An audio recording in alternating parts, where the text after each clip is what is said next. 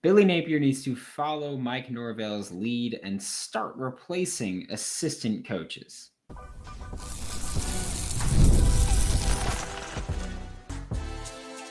You are Locked On Gators, your daily podcast on the Florida Gators. Part of the Locked On Podcast Network, your team every day. Hello and welcome back to another episode of Locked On Gators, part of the Locked On Podcast Network, your team every day. Thanks for making Locked On Gators your first listen of the day every day. We are available daily and free reviews in the podcast and on YouTube. Happy Tuesday. I am Brandon Olsen. Find me on Twitter at WNS_Brandon. Find all my written work with New York Giants on SI.com. And you can start the season with a big return on FanDuel. New customers can place a $5 bet, and you get started with $150 in bonus bets if you win your first $5 bet. Just visit FanDuel.com to get started. And Scott Strickland put out his statement last Thursday, basically about keeping Billy Napier, and we went live after that to discuss it. So if you want further discussion about that, we went live for a little bit to talk about that. But the general thought there is that the reason the announcement was needed was because, yes, they are keeping Billy Napier, or at least they are intending to keep Billy Napier, but you needed to put out a statement because your recruiting class right now is 51st in the country. And the main negative recruiting tool used against Billy Napier, which I know people can say, hey, it's the losing record, whatever it is. The main negative recruiting tool against Billy Napier right now is indeed, hey, they're going to get fired, or he's going to get fired. And so Scott Strickland puts out that statement, says, hey, we're sticking with Billy Napier. That's our guy. He's the guy, and he's going to be our guy. So that now you can say, hey, I am going to have my job. And don't forget that this is a thing, which again, we will talk about this ad nauseum, that media can say whatever they want about if he's going to get fired or not. But this was a thing before, at least on this show, we ever really spoke about if Billy would get fired. This was a thing where Jameer Grimsley said prior to signing with Alabama initially that I'm deciding between these two schools, but I don't really know if Billy Napier's going to be at Florida for that long. So I don't want to commit to a coach that's going to get fired. So I'm committing to Alabama. And then Nick Saban retired and Jameer Grimsley entered the portal and came to Florida. So that's always been a thing about the negative recruiting, about he's not going to have his job for too long. You put out the statement and then say, hey, well, I'll have my job for at least next year. And that answers that, which again, that's been a negative recruiting piece against Billy Napier. That's probably always going to be one until he's, again, I think I said yesterday, handedly needs to win 8 or 9 games next year to kind of calm those concerns and those doubts. The rumor / expectation that came tied with that statement, and by that I mean there is a rumor of an expectation that Billy Napier will have conditions attached to his return, which is not uncommon when an AD puts out a statement like that you can usually signal, hey, there's got to be some significant change here in order to really keep your job here. And the most rumored one is that Billy Napier would need to hire an offensive coordinator. Florida State, when a bunch of their fans are calling for Mike Norvell's job, which is just so futile. Like, that's based on the new extension he just got. I don't think that's going to happen. But on Sunday, Mike Norvell fired his offensive coordinator, his defensive coordinator, and his wide receiver coach.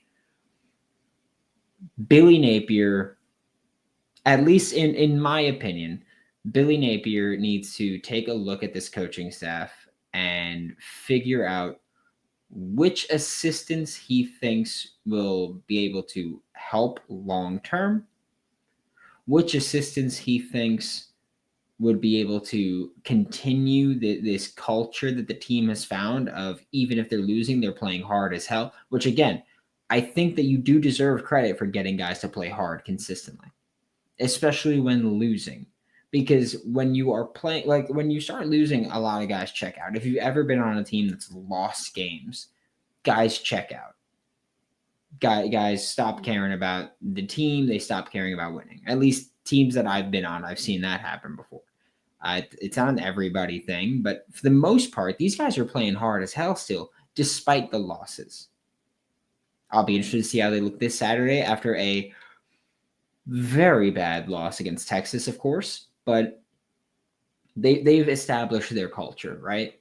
And Billy Napier needs to look at which coaching staff members can continue establishing this culture, which coaching staff members will take the next step in development and recruiting.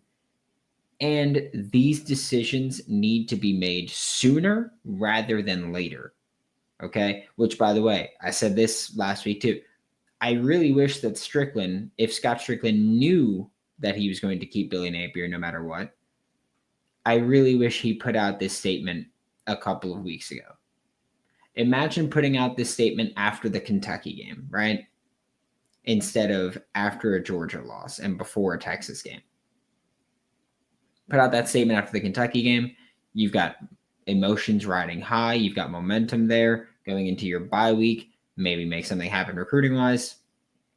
And also building that recruiting class for National Signing Day, which is probably going to be a pretty rough one. But these decisions need to be made sooner rather than later so that you can work on salvaging and building that recruiting class. These decisions need to be made and need to be announced. That's why, again, I would have preferred that Scott Strickland made this announcement weeks ago, because Billy Napier needs as much time as possible to try to put together a recruiting class. And Billy Napier needs to look at this coaching staff and say, who do I want here? Who do I not want here? Who do I need here? These are the guys that are going to stay. And if there's people that I think I can find an upgrade for, I will do that, because you need to work on salvaging and building this recruiting class when you've got now less than a month to do so. Early signing day is in, or the early signing period is in 3 weeks. You don't have the time that you used to have with early signing period being in late December. Now it's in very early December. You need to make these decisions so that you can reestablish relationships with kids and with coaches, convince them they should stay with you, and also you keep the door open for kids that are interested in Florida but not the coach at their position. And you get to say, hey, now it's a new coach. What do you think about coming to play for the Florida Gators? And you can try to get this recruiting class in the best position you possibly can. But then, of course, we get to the next question of who should Billy Napier part ways with? And this will be entirely me guesstimating, but we'll talk about that when we get back from the break next on Locked On Gators. Hey, Locked On Gators fans and Florida Gators fans, you need to download the Roy app. So you've heard us talk about Roy this season and how they're revolutionizing the NIL industry. Roy allows you, the fan, to have a say in who gets the NIL money. And here's what I absolutely love about Roy. You get your money back if that player transfers. You get it back. Roy is helping us keep our team intact, and it's actually good for the game long term. And I wanted to show some support to our player of the week here at Locked On Gators, and it's TJ Searcy. Okay? Just depositing a little appreciation onto TJ Searcy's account. Second sack of the season this past Saturday. By the way, he's now got 2 sacks in 3 weeks, which our team leader in sacks is George Gums with 4 this season. So we are spotlighting TJ Searcy, throwing some money into his account on Roy, and every contribution counts, whether it's 10, 20, 100, whatever you want to do, right? Download the Roy app and go to joinroy.com today. Use promo code LOCKEDON, and every athlete from every team is there. No purchase necessary, void where prohibited. Go to joinroy.com for full terms. Roy, support the players and change the game. Thanks for being Locked On Gators, your first listen of the day. Every day, we are available daily and free reviews in the podcast and on YouTube. And like I said, this is going to be me pretty purely guesstimating, or I guess guesstimating and kind of naming coaches that I would consider getting rid of. And I want to say this first as well. This is operating on two things. One, Billy Napier, the rumor is that he will need to look into an OC. Again, rumor is that he will need to add an OC as one of the stipulations of this show of good faith or sign of confidence, whatever we're going to call it. And two, that also that he should look into it. That's what that's going to be a lot. But also we're looking at recruiting and stuff, and so we're going to talk about Rob Sale here, right? Simply put, recruiting has not been good enough on the offensive line. Okay, good players have come in. You look at Rod Kearney, Najee Harris. You look at Bryce Lovett. You look at Jason Zandamela as a top 150 recruit, top interior offensive lineman in the class this year.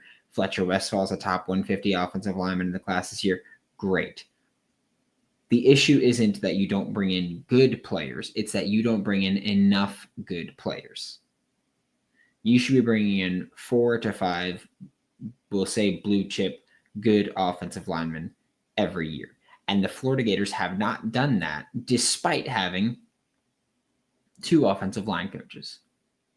And I'm not putting Jonathan DeCoster on this list because he is not someone that's been here long enough. And in fact, the 1 year Jonathan DeCoster's been here, the 1 year that the offensive line's been even decent this year. I do think that the offensive line has been pretty decent this year. I do. But again, as far as recruiting goes, it has not been good enough at the University of Florida. And you get good players, you don't get enough quantity, and you don't get enough premier talent on the offensive line. And again, our offensive line is playing better this year than we've seen in any year under Napier. I think as a total unit, again, I think 2022 was greatly helped by the dual threat ability of Anthony Richardson. But I also want to acknowledge that Rob Sale has been here. It's now his 3rd year. And the top 3 players on this offensive line for Florida, in my opinion, 2 of them are Mullen commits, and 1 of them is a San Diego State transfer. That's what we're looking at. You've got Jake Slaughter at center, Austin Barber at left tackle. Both are Mullen kids. Not just Mullen commits, they were here under Mullen. And a San Diego State transfer in Brandon Crenshaw-Dixon, who I bring that up because that means that most of his development was done elsewhere. Don't forget, Brandon Crenshaw-Dixon was considered one of the best Group of 5 offensive linemen in the country just last year. We're not talking about guys that have been Rob Sale recruited and developed at the top. We're talking about guys that were recruited by other people. In one case, in Brandon Crenshaw-Dixon, we're talking about someone that was developed by other people and is now here. I think it's a fair time to say that the Rob Sale experiment is over. I also don't understand the nonstop loyalty toward Rob Sale from Billy Napier, because Rob Sale left you to go to the NFL and further his career. Maybe it's time you leave him behind and further your career. I do believe that Russ Callaway should stay with the co-offensive coordinator title at best. And I say title at best because I don't think he should be elevated to a full-time offensive coordinator position. I think, and here's the thing, I wouldn't get rid of Jonathan DeCoster. I think that if Rob Sale goes, DeCoster very well might as well. But I'd keep I'd keep Russ Callaway as the co-offensive coordinator. If you bring in another offensive coordinator, I would look at maybe 3 positions to have that conversation with. Billy Gonzalez at wide receiver, replacing him would be a potential thing to do. Florida receivers have been pretty decent. Florida receiving recruiting has been pretty decent, but wouldn't shock me to see Billy G get bounced.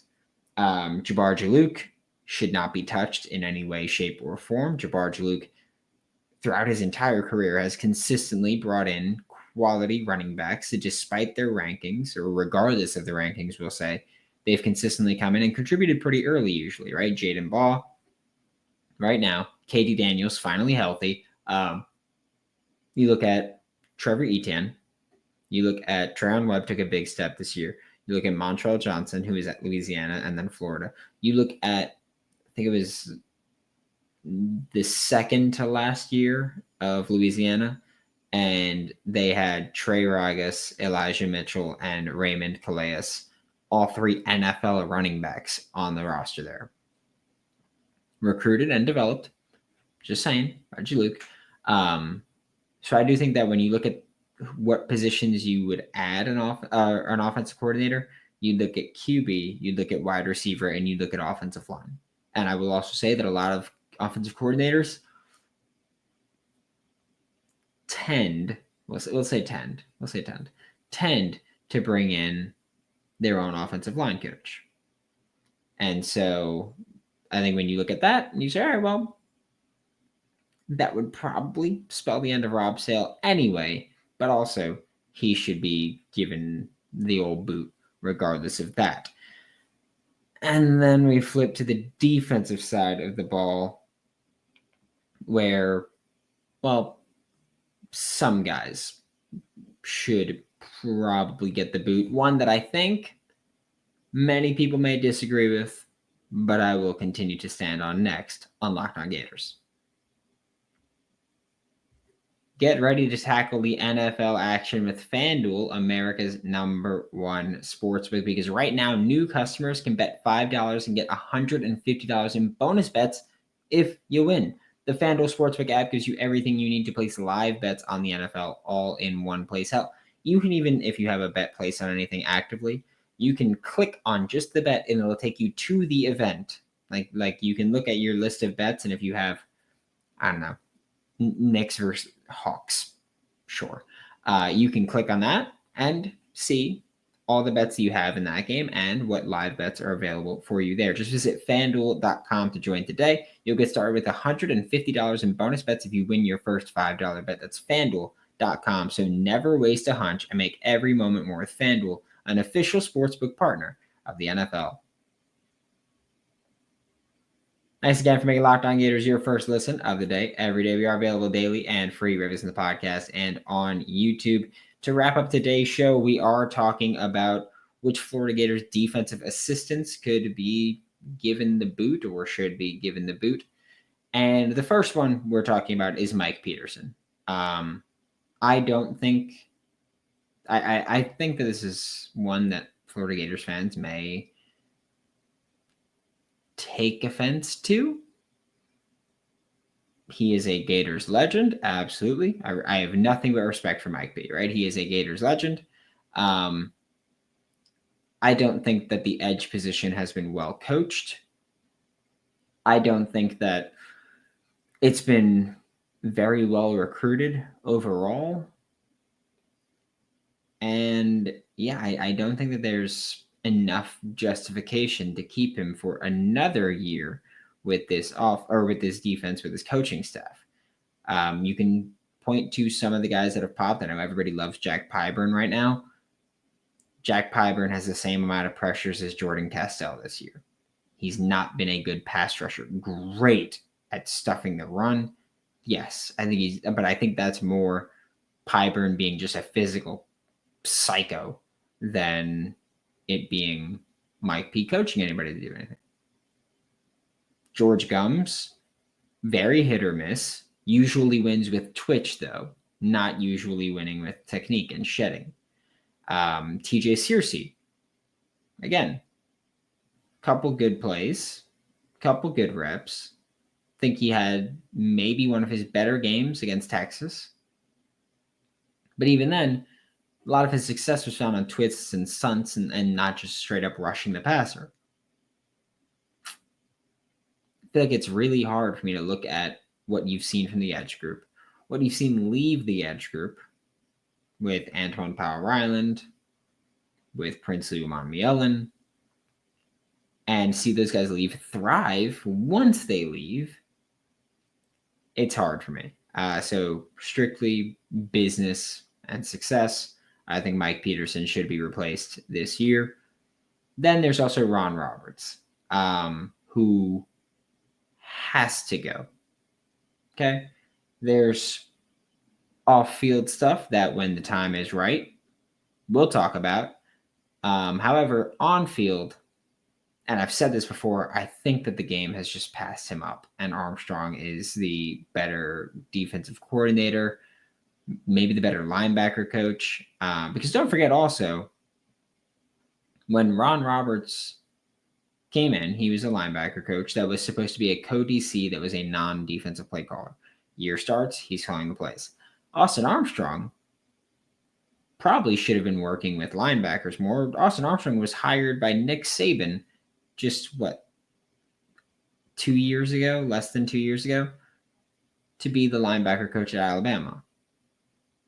And he did not, or he took that job and he never made it to that job because he took the defensive coordinator job here at the University of Florida. Okay. I think, and I do think that for Ron Roberts on the on-field part of it, the stronger example is the scheme stuff, the defensive play calling.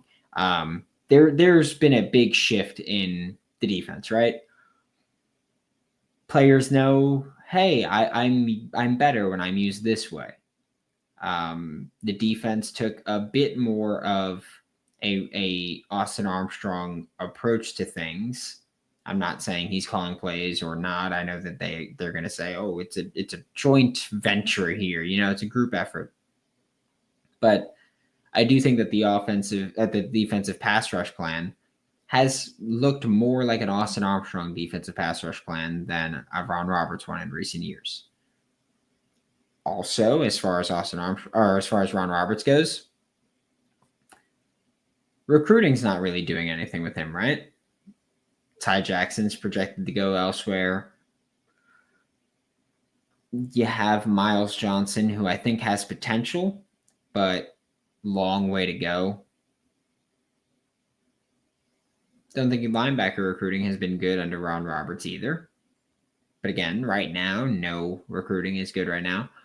But I think Austin Armstrong is the better name to keep there long term. And as the defensive coordinator, Mike Peterson should be replaced. But outside of that, I don't have strong feelings on the rest of the defense side. I think Gerald Chapman's done a pretty good job so far as the defensive line coach.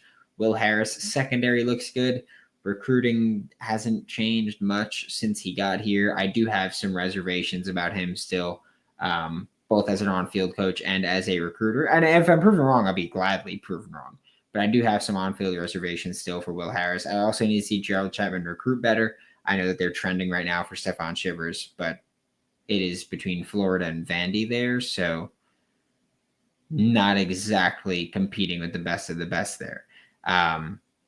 So we'll see with Will Harris and Gerald Chapman, but right now I think that you need to focus on Ron Roberts, Mike Peterson as guys that should be candidates to be replaced. Thanks for making Locked On Gators your first listen of the day. Every day we are available daily and free reviews in the podcast. We'll be back tomorrow talking more Florida Gators football for Locked On Gators. I'm Brandon Olsen. Don't forget to follow me on Twitter at WNS_Brandon. Find all my written work with New York Giants on SI, and I'll see you all next time.